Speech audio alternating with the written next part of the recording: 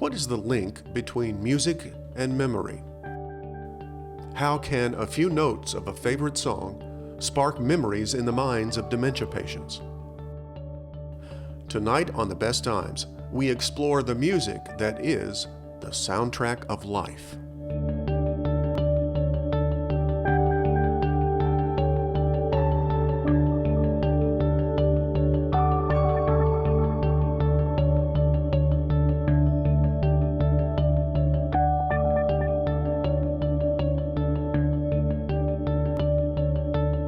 Funding for The Best Times is provided by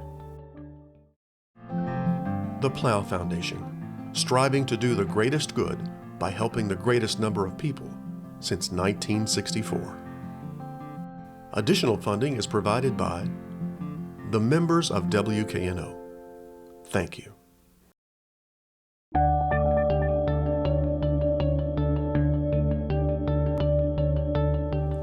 Hello, I'm Chris Hardaway. Welcome to this edition of The Best Times, a series that looks at life after 50. If you have a loved one with Alzheimer's or dementia, then you know the pain of no longer being able to share a lifetime of memories with the person you love. The disease slowly erases those shared experiences. But science is discovering more about the regions of the brain that are the last to be affected by the disease. And music seems to be able to unlock a door that allows the person inside to come out again. Tonight on The Best Times, we explore the music therapy that is literally the soundtrack of life.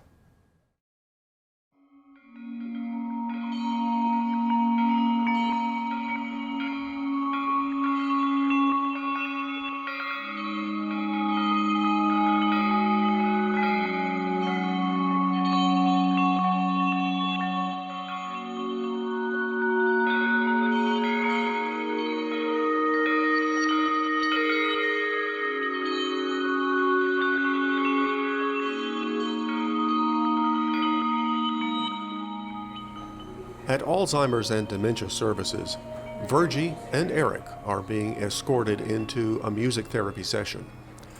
The tools used in this therapy are very simple: a small digital music player and a pair of headphones, one for the participant and one for the therapist, so that she can interact with her subject.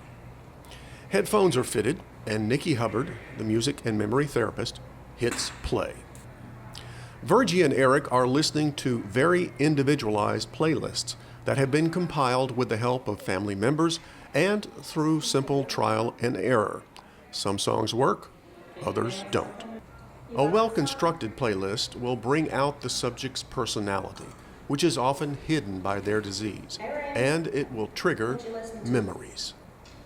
When you sit listening to music, it can trigger anything. It can trigger how you felt 20 years ago or how you felt a couple of months ago. And maybe it reminds her of her friends that were around her, and then she's in a social setting, all of a sudden she hears the music and then she's like, okay, I'm with friends, I can go ahead and be myself. And I mean, it's wonderful to watch. Virgie is largely nonverbal. The presence of our cameras probably inhibited her even more. But her foot tapping out the beat is a sure sign that the music still means something to her. Nikki told me that although Virgie is usually nonverbal, she will sometimes hum along with the music, mouthing some of the lyrics. After she listens to her music for a few minutes or maybe about half an hour or so, then she'll start to interact in the other activities that we have going on. If there's ball toss or something, she'll just go ahead and get on in there because her whole mood has changed. She's picked up. In contrast to Virgie, Eric is more outgoing. His playlist is filled with the rock and roll that he grew up with. It takes him back to the memories of his youth. Listen to this conversation triggered by the 1970 hit song, 25 or 6 to 4. Who's that? Chicago. Were all their songs about the same thing? Not all the songs. Okay. You went to see them in concert, didn't you? That's a lot of times. A lot of those. How many people are in the group? Um, In Chicago, how many people are in the group? I think 10. 10? Wow, it's a big group. It's 5 or 10. It opens up conversations too. You can sit and play a song and be like, oh, I remember I danced in the rain to this song, or I danced with my father to this song at one point in time. And so you just never know what memory is going to come up or how the emotions are going to change with that particular song. At Trezevant Terrace, the Music and Memory program has been in operation for over 2 years. Today, Julie and Laura are participating in individual sessions. Therapist Margaret Morton has digital music players loaded with targeted music for each person to unlock their long-term memories. Those long-term memories, especially with music connected to between the ages of 15 and 25, that's kind of what we target for looking for their music. That's going to be the last to go. So even if they're really far advanced in their disease process, they can hold on to those memories of music. So that's really what we're shooting for. Laura is very quiet. Her favorite music is the hymns she grew up with in church. Laura has always been reserved, never the center of attention, kind of always to herself. And actually, the reaction you saw was bringing out that personality, because she was singing so many more words than what we usually hear from her through the day without music.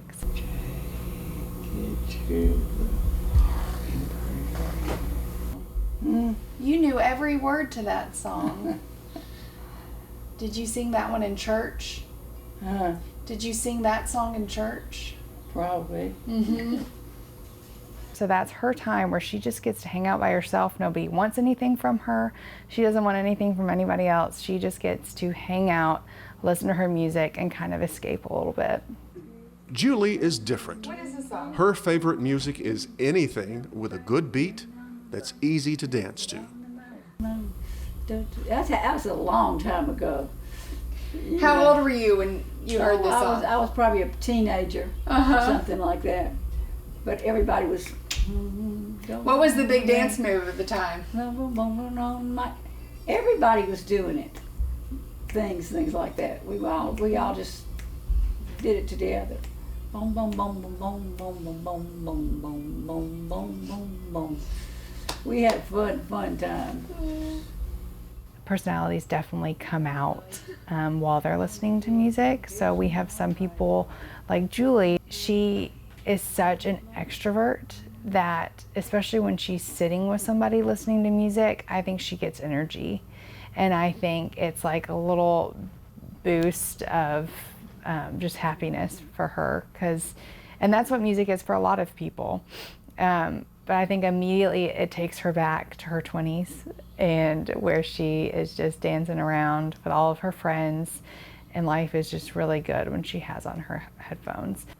The power of music also extends to the family members. Music is a means of connecting with them at a time that's very difficult, because they're not the loved one that they knew before or grew up with or fell in love with. So music kind of gives them a means of reconnection. I love you.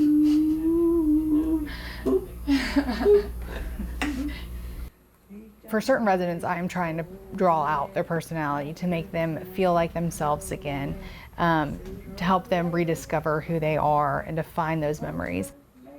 What is the link between music and memory? What power does music have that it can still spark memories in the minds of dementia patients?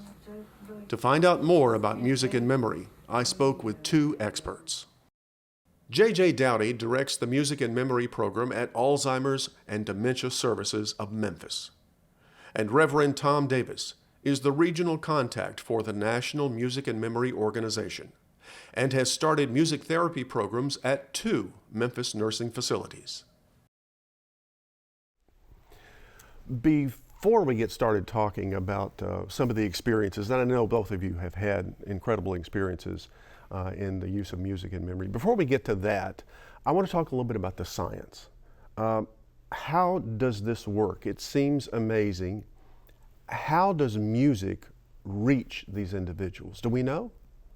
Well, I think we know by observation. Obviously, yes. Okay, but in the I'd say last 6, 7, 10 years, neuroscience has really showed us when you put a headset on a person, that they can actually see what's going on in the brain, and music has an ability to fire the neurons in more regions of the brain at one time than just sitting and having a conversation.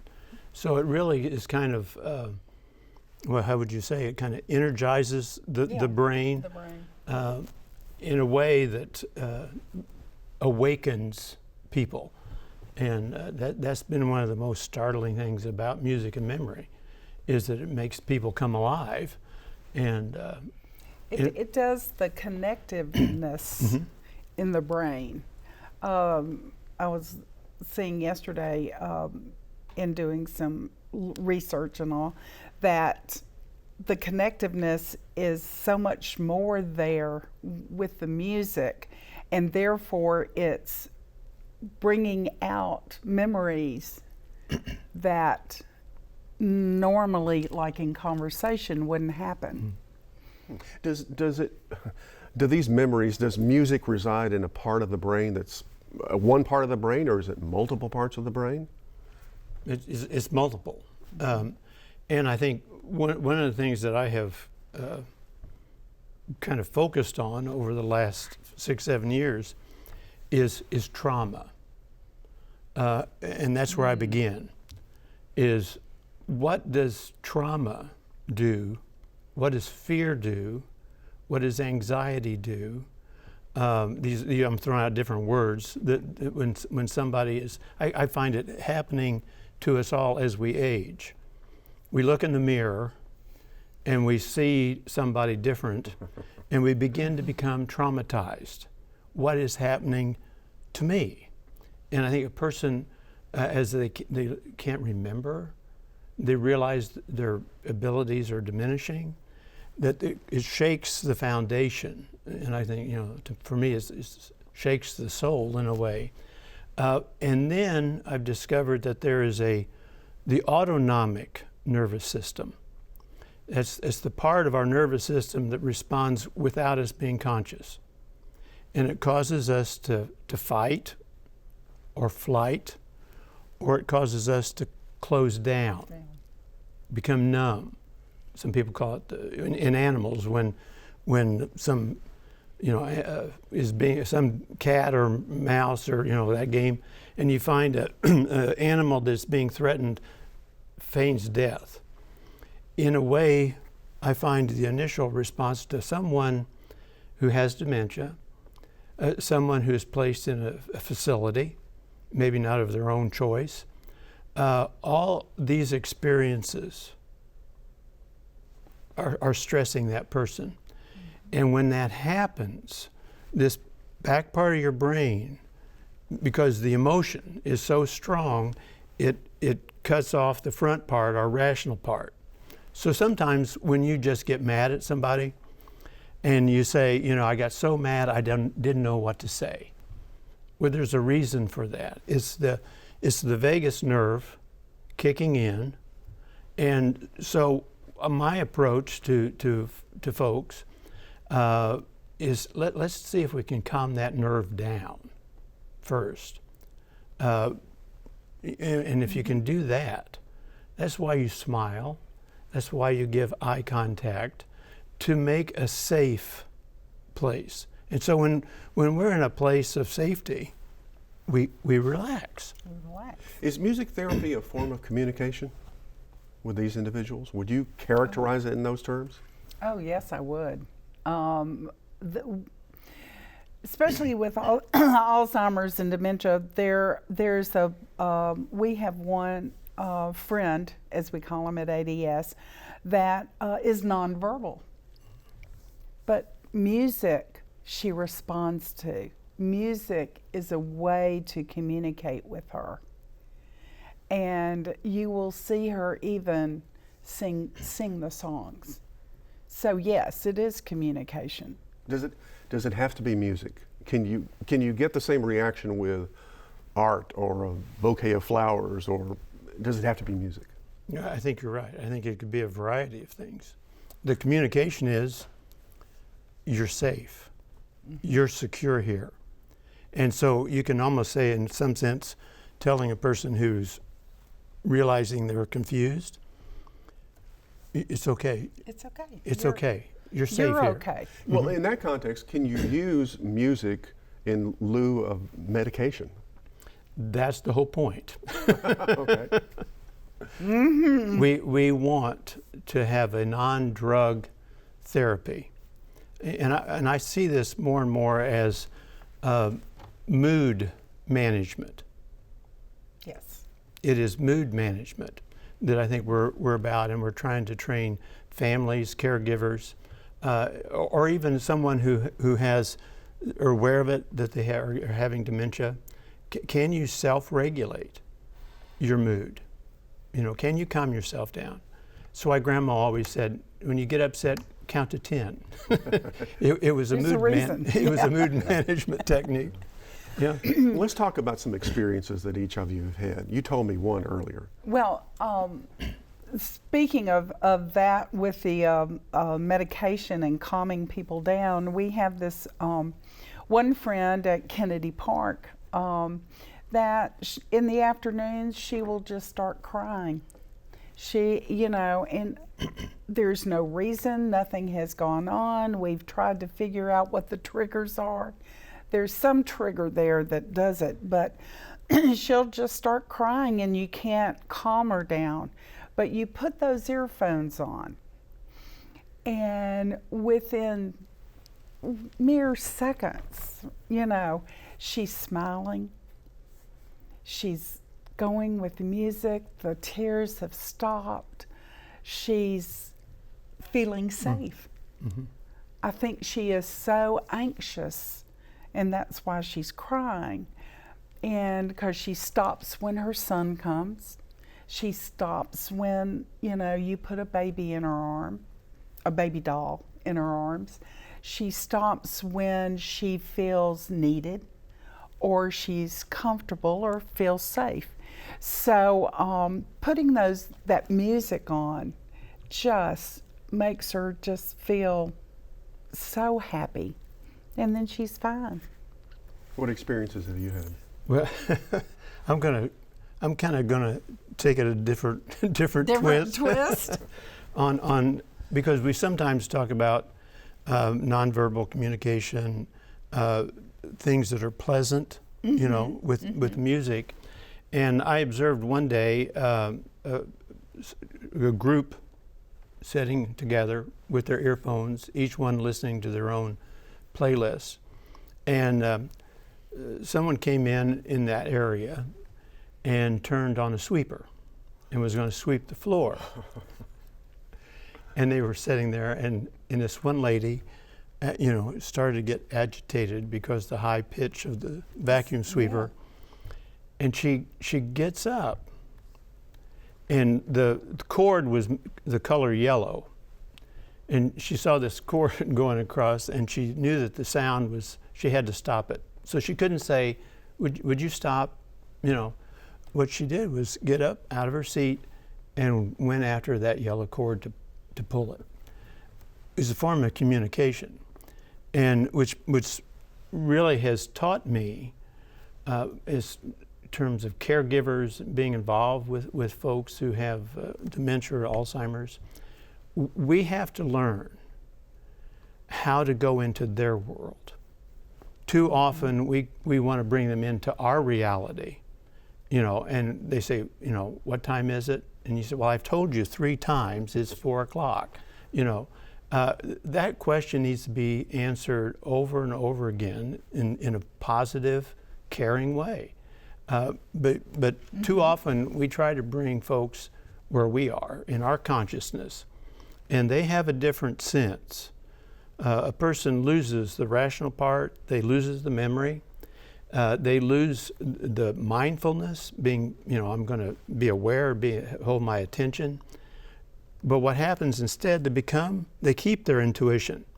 So they can pick up on your mood. And if anything, caregivers have to go in, I think, and say, okay, where am I today? Am I angry? Am I upset? Am I worried? Because what's going to happen is the person who has dementia, they're going to take on your worry, because intuitively they will read your emotions. And then they're also, they're into the moment, to the experience of happening now. And so, how do we make their moment all through the day safe, secure, and when we can do that, their mood is going to be pleasant. One of the things we've realized is that for a person who has dementia, the sadness, the negative emotions will stay with the person long after the event. So if we can make a person feel at peace, feel safe, feel comfortable, having an enjoyment of taste, the senses become heightened, what they see, hear, taste, smell. So if we can have a pleasant environment, it changes their world. What kind of feedback do you get from family members?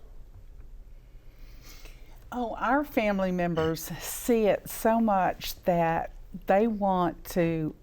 We have had several that have wanted a copy of the playlist, and they take it home. They have gotten an MP3 player, and they have gotten the earphones, and they have gotten everything to be able to take that home, because they have seen it work with their loved one. And but of course we need them so much at the beginning too, because we cannot put a playlist together without. Right, you have to find the music that works for the individual. The music that works, and it's a trial and error, because you might get a genre and they may not like that, or the one song that you picked may not be the one song that they want. But I even had one family member that said, please put Stairway to Heaven on the playlist, because he sang that to me on our first date. And it has meant so much to us through the years. So boy, I looked and finally got it. Stairway to Heaven. But anyway, it's things like that the family members are so in tune with it from the beginning, when we first say we're going to do this with their loved one. But then they want to keep that going even at home.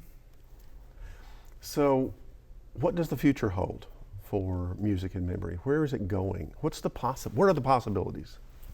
Well, I think it's expanding. We're finding tablets, with the apps. We're finding programs that help that person use that. There's a sense that they have creativity, their intuitive side. And so can we, help a person paint while they're listening to music? To me, I think where it's going is helping us design an environment for people who have lost their rational skills and their remembering skills, but they still have the experience of, do you care for me or not? Are you safe to be around or not? And I think where it's going is broadening our understanding. I think where it's going is challenging the facilities, healthcare, making them re-examine the model. It's more than biomedical. There's still a person in there. There's a person inside. Yes, I have this disease, but I'm still a person. And I think all of this is helping us find that person. Yeah, and making them feel safe. Yeah, there's a I call it psycho-emotional spiritual element that we are kind of up to now haven't really focused on. Well, I'd like to thank both of you for being on The Best Times, talking about what is literally the soundtrack of our lives. So Right. thank you very much. Thank you. Thank you.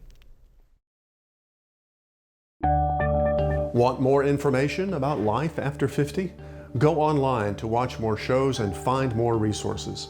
And send us your feedback and story ideas to besttimes@wkno.org. That's all for this edition of The Best Times. Please join us next week for more stories about life after 50. Until then, I'm Chris Hardaway. Thanks for watching. Good night. Funding for The Best Times is provided by the Plow Foundation, striving to do the greatest good by helping the greatest number of people since 1964. Additional funding is provided by the members of WKNO. Thank you.